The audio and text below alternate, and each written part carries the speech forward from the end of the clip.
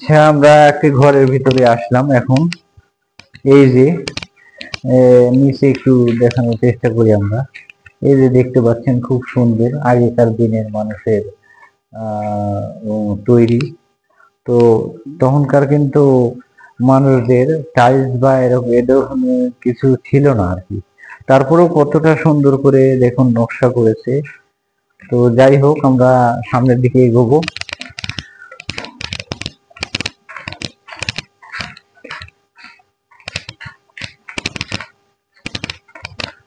আমরা ছাদে যাচ্ছি।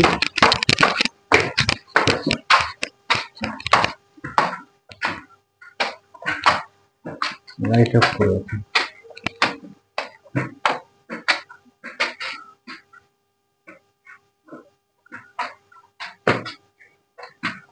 এই যে পুরো ছাদ, আমরা এই রাজবাড়িটির পুরোটা ছাদ। এই যে খুবই সুন্দর একটি পরিবেশ। তো এখানেই আমরা চারিদিকে দেখানোর চেষ্টা করব।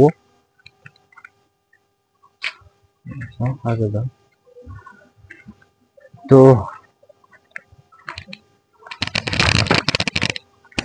পুরোটা ছাদ আমরা ঘুরে দেখব।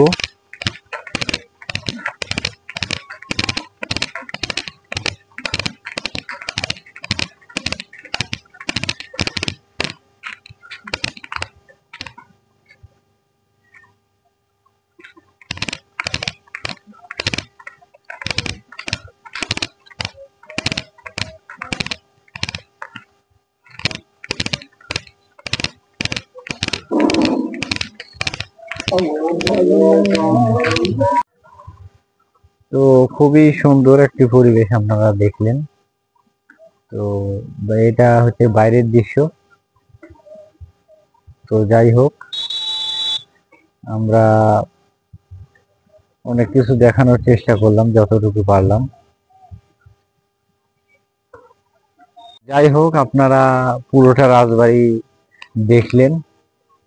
তো এখানকার কিছু লোকজনের সাথে তাদেরকে দেখাতে পারলাম না। তো লোকজনের সাথে আমি কথা বলে দেখলাম, মানে ভিডিওটা শুরু করার আগে।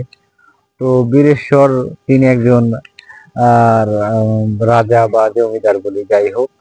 তো তিনি খুব একজন অত্যাচারী ছিলেন এবং তিনি নাকি এখানে মানুষের কুরবানির যে পশু গরু, সেটাও তুমি জবাই করতে দিতেন না এবং এখান দিয়ে নাকি কেউ স্যান্ডেল পায়ে দিয়ে যেতে পারতো না।